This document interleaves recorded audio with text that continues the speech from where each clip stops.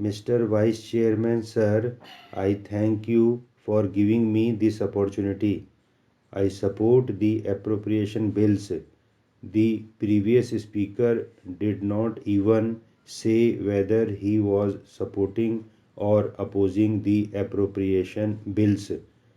At the very outset, I would like to say that, as usual, the government has come forward with these supplementary demands and we are obliged to support it. I wish to point out some inconsistencies with regard to the 11th Finance Commission. It is true that for the past 20 days we are debating on a national issue going on the Finance Commission's recommendations. If any state which is legitimately supposed to get more funds is deprived of it, it is natural that it will become more sensitive and it will react. We belong to a regional party. Though it is a regional party, we have been behaving politically with a national outlook. But let me tell you very frankly that it cannot be done at the expense of the development of our state. In that context, I want to bring to the notice of the Honorable Finance Minister certain inconsistencies and certain recommendations which go against the spirit of his advice to the states. Sir, in his last budget speech, the Honorable Finance Minister advocated that the states have to undergo so many reforms. It was said that they have to maintain fiscal discipline, reduce the fiscal deficit, and so on. But ultimately, by accepting the recommendations of this Finance Commission, what is the message that you have sent? You have given a package of reforms to the states for implementation. We have followed these reforms. But ultimately, how are the states which have been following these reforms being benefited as a result of that? Sir, I will quote what the finance minister said. He said that the challenge of fiscal management is not confined to the central government. The financial position of the state governments has deteriorated sharply in the last few years. The revenue deficits have widened and the borrowings are being increasingly used to meet the revenue expenditure. Fiscal reform at the state level has acquired great urgency.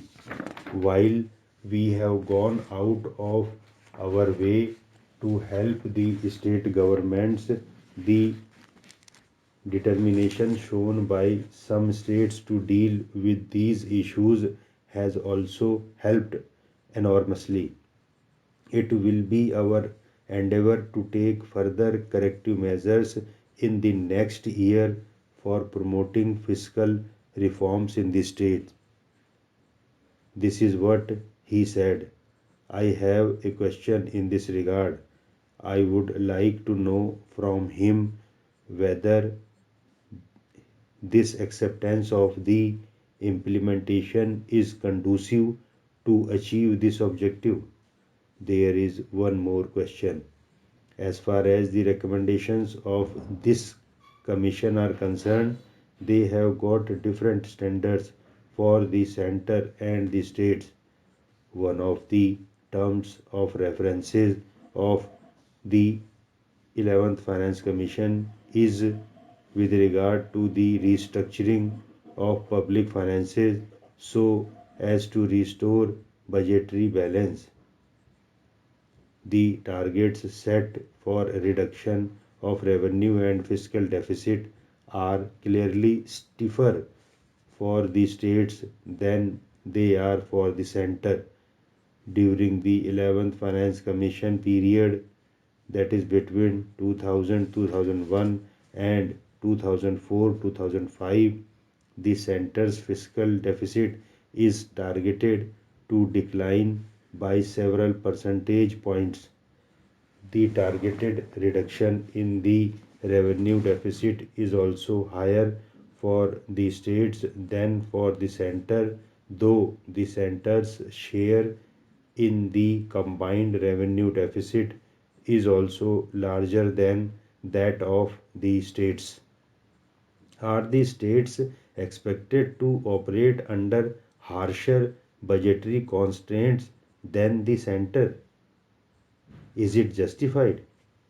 You cannot have a lesser discipline for the center and a stricter discipline for the states. You cannot impose it. Of course, we, in the interest of our own state, have a self imposed discipline and we have been practicing it. Sir, undoubtedly, we can say that those states which have introduced some reforms and which are implementing them more vigorously and which have achieved some results in economic and social sectors have clearly been penalized. This is sending a wrong message. We are not against the backward states. We are also not against the poor states. We are aware of the principles which have been enshrined in the directive principles of the Constitution and which aim at eradicating the economic imbalances of various regions of our country. But that does not mean that you can penalize the states which are implementing the reforms. One honorable member from the principal opposition party has been championing the cause of reforms. What is the reward you are giving to the states? Without mincing words, we can say that we are not against the poorer states or the backward states. We request you not to perpetuate poverty. You clearly fix some cutoff date like you have been considering for population control. If you are going to supplement the states for their continued maladministration and indiscipline in the financial sector, then definitely other states will also indulge in it. It will then act as a great disincentive to other states. Sir, you take the example of Kerala.